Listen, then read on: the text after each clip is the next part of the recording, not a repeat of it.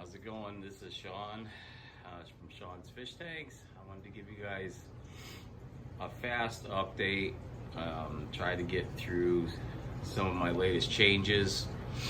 One of the things that I did was start to organize my wiring. So I've gotten 90% of the way there. I just have some in the back kind of drooping that I've got to fix up, but I installed up all my apex and dosing system and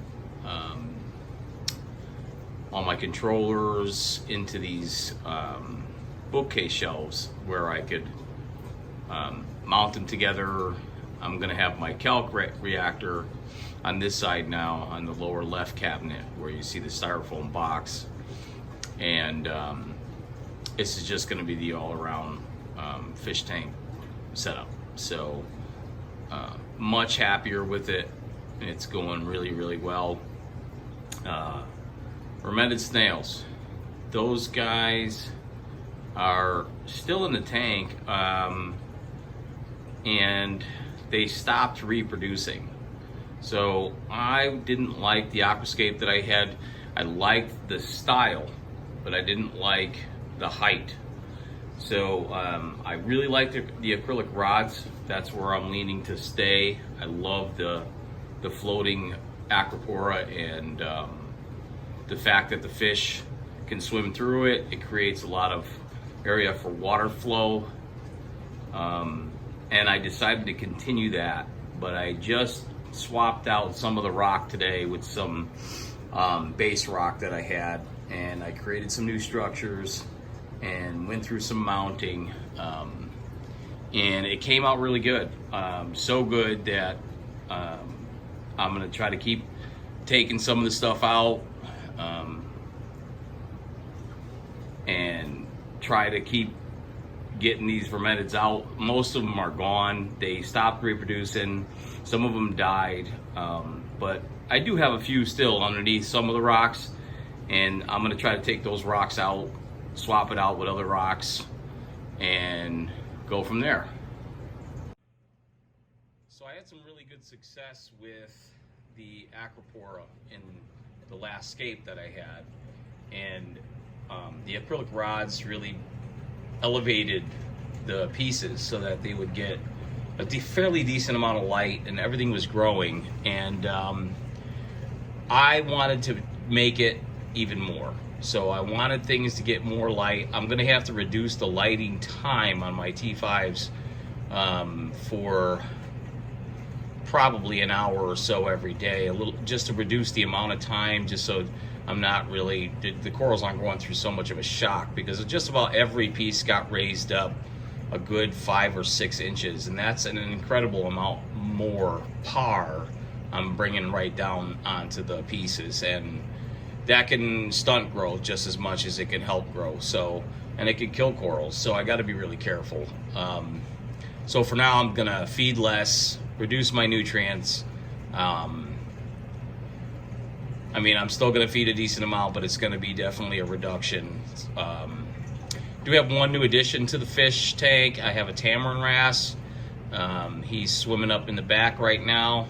He's real beautiful fish. He seems to go through and pick at the rocks. Shout out to Jay's Reef down in Miami. He recommended this wrasse. Not so much recommended it, but he talked about this wrasse and said how it did really well with fermented snails. My population was dwindling because after doing some reading online, I think they dwindle after time, and that's part of the reason why they haven't reproduced. So I also got out some of the old rock, and I still have a few pieces in there with some of the rock on there that have some of the fermented snails. There's not too many now, like I said, because some died and they're not reproducing, but I just want to get them out. So what I'm going to do is just continue this process. I got some new rock in there. Once I know the rock is seeded and corals are fine, I'm going to remove some of the old rock, even more of the old rock, and quarantine that rock and take it out, and I'll beat these guys, because they're just not that bad. You just have to work around them, and then remove them when you can, and I think eventually I'll get rid of them. It's not that bad of a pest if you know what you're doing. So, and obviously this tank has tons of growth. The green slimer in the back is huge. The milk stylo is huge. Some of the pieces I'm a little upset with myself because I knocked them and I broke 2 pieces when I changed the structure, but now I have frags, so I have 2 pieces of it.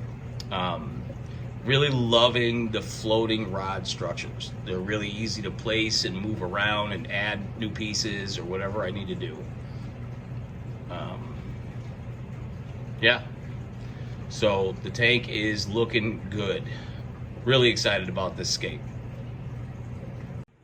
I just wanted to shoot from this angle, give you guys a totally different view.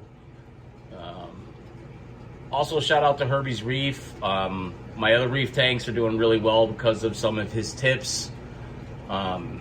If you haven't seen any of his videos, check them out. He's got a nice torch tank. He's got a mixed Reef tank. He just set up the torch tank. Got a lot of good advice on there. I'm going to be going through some changes with this tank just to make it easier for me. Addition of a sump I had, I modified it, and just because I want to use this tank and keep it going. It's hard to work on because it is deep, but I've raised the structures now. It shouldn't be too bad. I should be able to take care of it now as long as I don't have any crazy swings because of the new change. My plan was to leave more of the old rock in there, which would have helped with the change, but I'm hoping that the pieces I do have in here will be enough. The layout will be enough. There's a lot of bio going on in here that hopefully will take up the slack. But yeah, really excited about this scape. The tank looks phenomenal. And I wanted to give you guys something. I hadn't put up any videos in a while, and one of the guys that follow me, one of my subscribers, was like, hey, any updates? And I hadn't had one in a while, so I wanted to give you guys something. LPS doesn't look that good just because everything was moving around today. They weren't really happy. There'll be some new structures in here that are going to be smaller along the bottom so that I can grow stuff that likes the lower light. I want to utilize the tank as much as possible. There's also some other things in my future, but I'll save that for another video. Hope you guys enjoyed it.